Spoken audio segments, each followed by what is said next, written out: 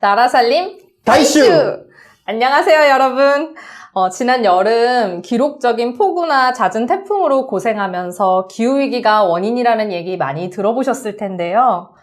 우리나라뿐 아니라 전 세계가 이상기후로 인해서 기후위기를 절감하고 있습니다. 이러한 문제에 대처하기 위해서 세계 많은 국가들이 노력하고 있는데 그 중에 하나가 온실가스 감축 인지 예산서를 작성하는 것입니다. 우리나라 정부도 최근 2023년도 온실가스 감축 인지 예산안을 국회에 제출했는데요. 오늘은 이성현 기획팀장님과 함께 2023년도 온실가스 감축 인지 예산안에 대해 알아보겠습니다. 안녕하세요, 팀장님. 안녕하세요. 나라살림 연구소 이성현입니다. 네, 온실가스 감축 인지 예산서라고 하면 사람들이 인지 예산서가 뭘까 궁금해하실 것 같은데요. 온실가스 감축 인지 예산서는 무엇인가요? 네, 그러니까 인지 예산이라는 것은 이제 정부가 편성하고 있는 예산 사업을 어떤 특정한 기준에 따라서 분류하고 평가하는 것을 말하고 있습니다. 별도로 어떤 예산 사업을 편성하는 것은 아니고요. 그래서 현재 시행 중인 게 성인지 예산서 아니겠습니까? 네. 성인지 예산서 같은 경우에는 양성평등의 관점에서 예산을 분류하고 평가하는 것이고요. 이제 온실가스 감축 인지 예산서는 예산 편성 과정에서 온실가스 감축에 미치는 영향 또는 배출에 미치는 영향을 기준으로 해서 이제 예산을 평가하고 분류한다는 그런 의미입니다.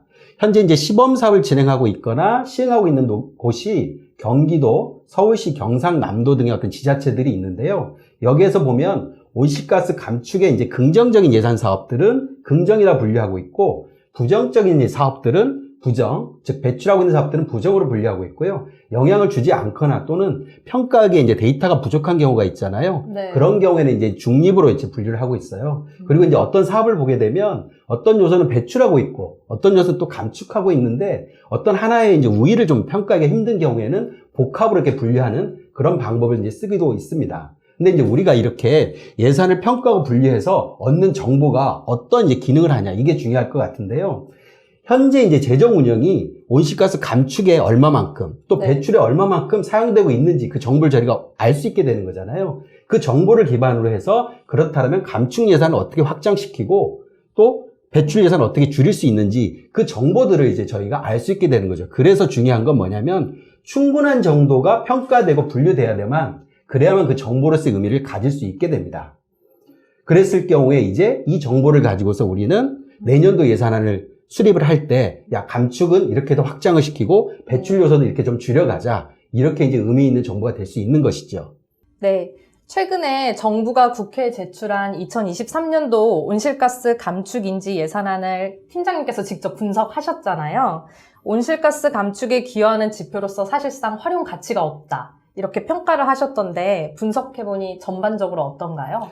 그 한마디로 말씀드려서 전혀 쓸모가 없는 예산안이다. 이런 평가를 좀 할 수 있을 것 같아요. 좀 하나만한 예산안을 제출한 것인데요. 심지어는 이제 그린워싱이라는 그런 위험마저도 포함하고 있습니다. 그린워싱이라는 거는 어떤 제품이나 서비스가 친환경이 아닌데 친환경이라고 이제 위장하고 거짓으로 얘기하는 것들을 지칭하는 거예요. 현재 이제 정부가 제출한 그 온실가스 감축 인지 예산서도 그린워싱의 예산안이다. 이런 비판이 제기될 소지가 많은데요. 우선 첫째로 보게 되면 예산 사업 전부를 평가하지 않고 특정 사업 몇 개만을 나열하고 있어요. 2023년도 정부 예산안의 그 사업 수가 8,435개예요. 이 중에 이제 3.4%인 288개만 평가를 했고 639조 원 중에 1.9%인 11.9조 원만을 제출했어요. 일단 너무 작아요. 평가 규모가 너무 작거든요. 이 정도 평가 규모를 가지고서 우리 재정 운영이 온실가스 감축에 또는 배출에 어떤 영향을 주고 있는지 파악할 수가 없는 거죠. 아무런 정보를 저희한테 제공하고 있지 못하다는 거죠.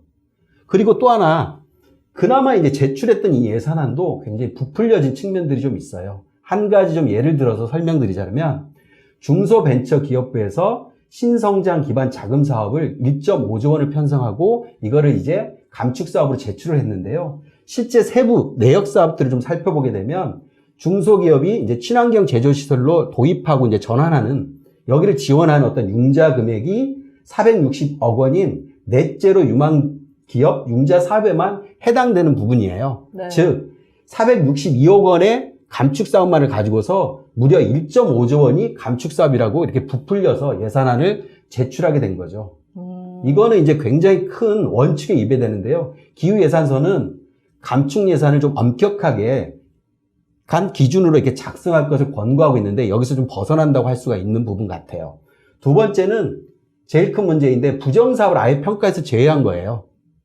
정부 사업에는 부정, 즉 배출이 많은 사업도 있지 않겠습니까? 그걸 그렇죠. 좀 투명하게 보여주는 게 네. 우리 재정 운영이 감축과 배출이 어떻게 쓰여져 있는지 알 수 있는 거고 이건 당연한 거 아니겠어요? 그런데 네. 부정 사업을 평가에서 제외하고 온리 감축 사업만을 제출한 거죠. 288개를. 그러다 보니까 이런 맥락을 모르게 되면 11.9조 원, 즉 288개 사업을 가지고서 야 이만큼 감축이 이루어지는구나 라는 착시 현상까지 일어날 수 있어서 이거는 제가 볼 때 아주 가장 큰 문제인 것 같고요. 실제로 재정에서 온실가스가 배출되고 있는 현실 자체를 가려버리고 있습니다. 그러다 보니까 그린워싱 예산안이라는 그런 어떤 비판들이 일 수가 있는 거예요. 그리고 이제 몇 가지 좀 적절하지 않은 사업들도 좀 편성돼 있는데요. 환경부가 2.7조 원을 편성한 무공해차 보급 사업이 있어요. 이게 이제 네네. 2022년보다 3,300억 원이 증액되었어요. 내용만 봐서는 굉장히 좋은 사업이잖아요. 무공해차 그쵸. 보급 사업이니까. 네. 그런데 이제 문제는 네. 올해 이 비슷한 사업이 집행된 현황을 보게 되면 2022년 7월까지 집행률이 34% 수준이에요. 즉 2.2조 원이 편성돼 있었는데 34%인 7,400억 원만 이렇게 이제 지출이 되었던 거죠. 그렇다면 증액이 되었던들 내년 차에도 이 예산 사업이 제대로 기능하지 않은, 달리 말하면 이미 다 사용할 수 없는 사업에 예산만 증액해서 효과를 또는 감축 예산을 부풀렸다. 라는 어떤 평가가 있을 수 있고요. 네. 또 이제 4,200억 원이 편성되어 있는 그린 스마트 조성 사업이 있어요.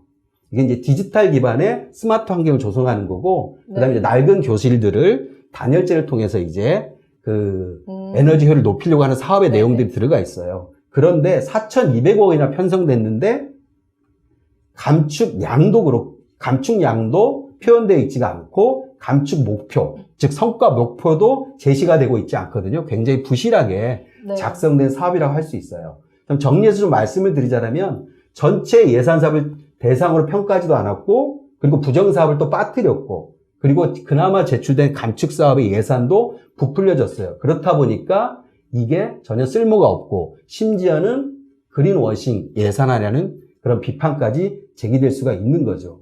이게 또 하나 문제는 뭐냐면 지자체에서 곧 시행을 해야 되거든요. 아, 네네. 그런데 정부가 이런 나쁜 가이드를 제공한 선례가 돼버렸기 때문에 네. 사실 이제 이 온실가스 감축 인지 예산제를 통해서 우리나라의 그 온실가스 배출의 어떤 감축 목표를 달성하고자 이렇게 고민했던 사람들이 좀 허탈한 그런 기분에 빠지게 된 거죠.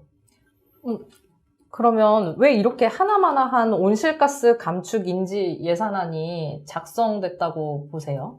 일단 뭐 간단히 말씀드리면 밀실행정이 가장 큰 원인이겠죠. 작성 과정을 정부가 투명하게 공개하지 않았고요. 그 다음에 공개적인 의견 수렴 절차도 그렇게 거치질 않았어요. 아, 그러다 보니까 논란이 네. 없을 것 같은 감축사업 몇 개만을 추려가지고 작성하면서 할 일을 다 했다라고 이게 제출한 것이죠.